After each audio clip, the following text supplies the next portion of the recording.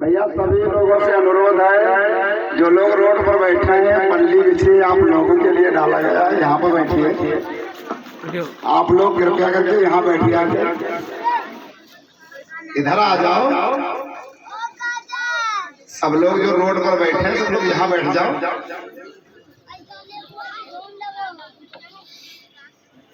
अरे आप लोग समझदार लोग हो तो बैठ जाओ। और यहाँ कोई विदेशी थोड़ी ना बैठने आएगा। तुम्हारे गांव में प्रोग्राम लगा है, हम लोग भैया बड़ी दूर दूर से आए हैं। अच्छा, सभी यहाँ पर हमारी माताएं बहनें और हमारे नए हुआ और बुजुर्ग भाइयों से सभी को एक बार जोर से बोलना, क्रांतिकारी जय भीम। आवाज ना आवे, जोर से दोनों हाथ उठाकर बोलो, बाबा साहेब अमर रहे, बाबा साहेब अमर रहे, भगवान बुद्ध की करुणा हो, उदा देवी पासी अमर रहे। आज ग्राम सिमरा में ये प्रोग्राम चल रहा है बुद्ध कथा। आज यहाँ पर हमारे जो भाई यहाँ पर बैठे हुए हैं गायक कलाकार लोग, आज उदा देवी पासी की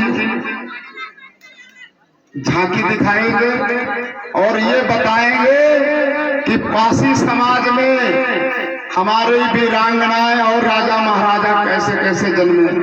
लेकिन आज के दिन अगर देखा जाए तो हमारे समाज के लोग सबसे ज्यादा मनोवादी व्यवस्था में घिरे हुए हैं और अपने महापुरुषों की विचारधारा सुनने के लिए भी अलग अलग खड़े होकर सुनते रहते हैं। इकट्ठा बैठना भी उनको बहुत दुश्वार है। जब हम लोग अपनी विचारधारा नहीं इकट्ठा कर सकते तो दूसरों को कैसे सुलझा सकते हैं। हम एक छोटे मोटे भीम आर्मी के कार्यकर्ता हैं। आप लोग तो जानते होंगे इस समय पूरे भारत में भीम आर्मी का नाम छाया हुआ है और भीम आर्मी एक ऐसा संगठन है जिसको अगर लग जाए तो दीमक की तरह उसको चाट लेता है।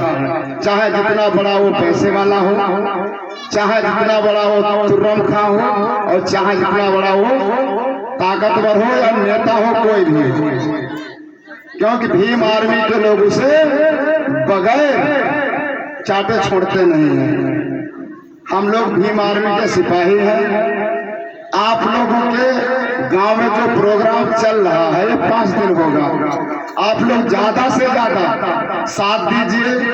ये अरविंद भाई जी हैं, ये अपने लिए नहीं करवाते हैं, ये प्रोग्राम इसलिए करवाते हैं कि हमारे गांव के लोग मनोवादी व्यवस्था को छोड़कर अपने राजा और महाराजाओं को जाने और अपने बाबा साहब अम्बेडकर के विचारों को आगे बढ़ाने का काम करें, जिन्होंने कलम की बदौलत हम लोगों को पढ़ने का, लिखने का, अच्छा धन रखने का, मकान बनाने का, गहना कपड़ा पहनने का अधिकार दिया।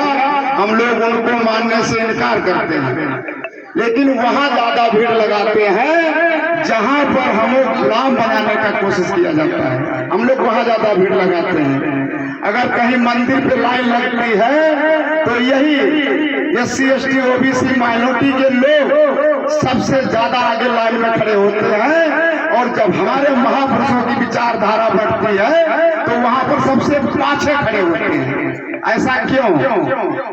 इसलिए यहाँ पर नीला पीला प्रसाद नहीं मिलता है, अच्छी अच्छी मिठाइयाँ नहीं मिलती हैं। यहाँ पर सिर्फ बाबा साहब अम्बेडकर, साहू फूले पेरियार, तथागत गौतम बुद्ध और अपने समाज में जन्मे समय समय पर राजा, वीरांगनाएं, उदा देवी पासी, फूलन देवी, झलकारी बाई कोरी, अवंती बाई लोधी।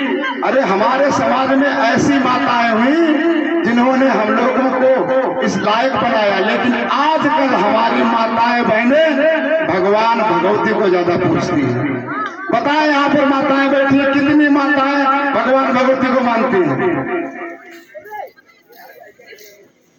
सबसे ज्यादा अगर देखा जाए तो हमारे बहुजन समाज के ही लोग मंदिरों की तरफ जाते हैं। और जिस दिन ये मंदिरों वाली भीड़ हमारे स्कूलों की तरफ जाना शुरू हो जाएगी, समझ लेना हमारे समाज में general, colonel, major, IAS, doctor, master, engineer की कमी नहीं रहेगी। लेकिन हमारे लोग ज्यादा वहां जाते हैं जहां जाना नहीं चाहिए। तो मेरे भाइयों और मेरी माताओं बहनों, मैं यही बताना चाहता हूं, अपने अपने बच्चों को ज्यादा से ज्यादा पढ़ाएं। और आप तो इतना भी जानते होंगे, आज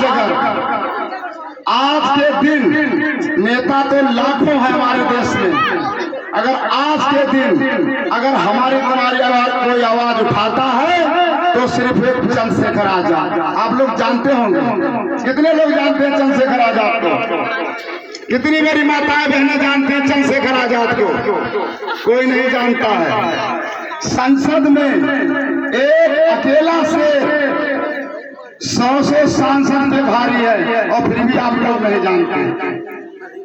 और ये भीम आर्मी जो है हमारे दबे कुचले शोषित पीड़ित वंचित समाज की लड़ाई लड़ने का काम करती है। आप कभी भी अजमा लेना, पुलिस से पहले भीम आर्मी आपके गांव में प्रकट होगी।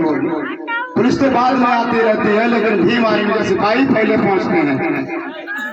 कहीं पर अगर हमारे दलित समाज को सताया जाता है तो हमारे लोग पहले पहुंचते हैं, पुलिस तो बाद में आती है। और वो भी अगर कहीं देखना, थाने में कहीं पर जाना, जाति देखकर यहाँ की कानून व्यवस्था काम करती है। क्यों? हम लोग दलित हैं और फिर भी हमारे लोग नहीं जागते। उसके लिए भी हम लोग लड़ते हैं। तब लड़ने के बाद उस प्रशासन को चेताते हैं, तब वो हमारी FIR लिखता है। ऐसा क्यों होता है? कि हम लोग दलित हैं, तो हम लोगों को इकट्ठे होने की जरूरत है। आप लोग अगर कहीं पर मिशनरी